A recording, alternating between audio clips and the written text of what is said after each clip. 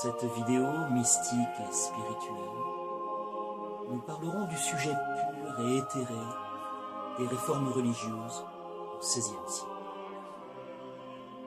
La Renaissance, c'est une révolution culturelle. La révolution culturelle qui a d'une certaine façon inventé la modernité occidentale.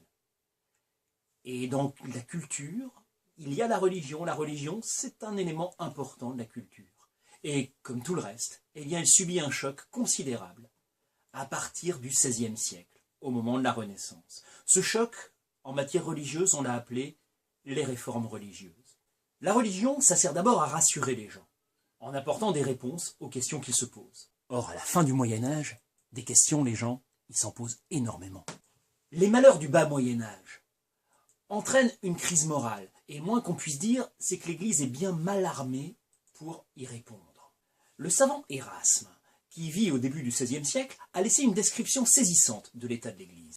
Quand il parle des prêtres, il prétend que les prêtres ne savent rien des belles lettres. Il dit qu'ils vendent au meilleur prix leur crasse et leur mendicité. Ils beuglent aux portes à tue-tête pour qu'on leur donne du pain. Il parle de leur saleté, de leur ignorance, de leur grossièreté, de leur impudence. Bon, Érasme a peut-être un peu forcé le trait, mais c'est vrai qu'il est courant, à l'époque, que les prêtres fassent payer les sacrements, par exemple, et puis que les prêtres aussi connaissent bien mal la religion, et puis qu'ils aient une conduite peu exemplaire. Oui, mais le sommet de l'Église montre l'exemple, non? Ben oui, le problème, c'est que le pape lui-même donne le mauvais exemple. Au début du XVIe siècle, les papes font de grands travaux à Rome et construisent notamment la basilique Saint-Pierre. Pour cela, ils ont besoin d'argent. Alors ils lancent une grande campagne d'indulgence. Des indulgences? Mais quel rapport avec l'argent? En fait, une indulgence, c'est un pardon que le pape accorde à un fidèle. On sait bien que ce qui préoccupe les chrétiens, c'est leur salut, c'est-à-dire la peur du jugement dernier lorsque Dieu décidera, après leur mort, s'ils iront en enfer ou au paradis, ou encore, éventuellement, au purgatoire, pour attendre quelque temps avant de rejoindre le paradis. Le pape a donc le pouvoir de réduire le temps passé au purgatoire pour ceux qui sont bons avec lui, par exemple en lui donnant de l'argent. Dans certains pays comme en Allemagne, la campagne de vente d'indulgence a pris une forme caricaturale qui était une véritable trahison des principes de la religion. C'est la goutte d'eau qui a fait déborder le vase. En 1517, un moine allemand, Martin Luther, excédé par le comportement de l'Église, affiche sur la porte de l'église de Wittenberg 95 thèses qui condamnent la vente des indulgences. Mais il va plus loin.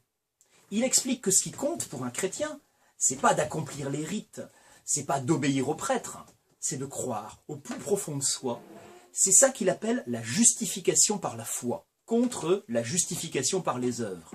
Les œuvres, c'est-à-dire les actions, les rituels, les prières, pour lui tout ça ce n'est que de l'apparence. Ce qui compte, c'est la foi, c'est-à-dire de croire au plus profond de soi-même.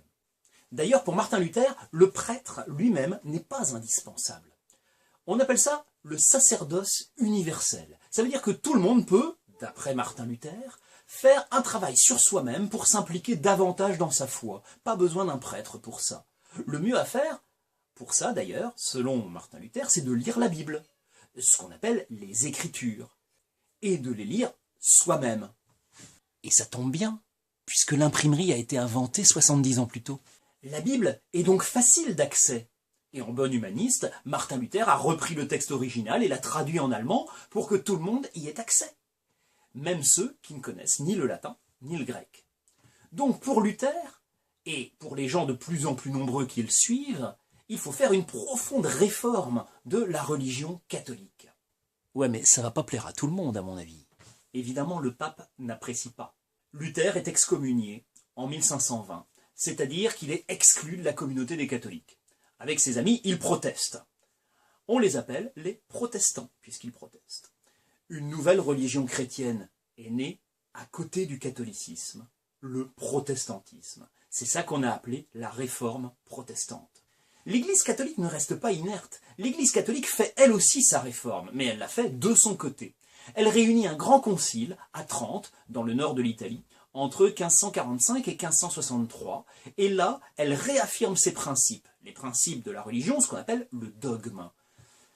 Et elle réaffirme ses principes contre le protestantisme. Mais en même temps, elle réorganise l'encadrement du clergé pour que le clergé soit mieux formé, qu'il s'occupe mieux des fidèles. L'Église a perdu les protestants, mais elle a fait sa réforme, qu'on appelle parfois la contre-réforme, et comme ça l'Église retrouve un grand dynamisme. Évidemment, on aurait mieux fait de le faire avant que les protestants prennent le large. Mais enfin bon, mieux vaut tard que jamais. Du coup, les princes doivent prendre position. Certains, comme le roi de France, restent catholiques. D'autres, comme le roi d'Angleterre, Henri VIII, deviennent protestants. La religion devient un motif de guerre. La France est ainsi ravagée par les guerres de religion entre protestants et catholiques durant toute la deuxième moitié du XVIe siècle. L'épisode le plus violent, c'est le massacre de la Saint-Barthélemy en 1572. Donc à la fin du XVIe siècle, le monde chrétien est profondément divisé entre catholiques et protestants. Mais ces deux religions, catholiques et protestantes, ont trouvé dans la lutte un dynamisme renouvelé.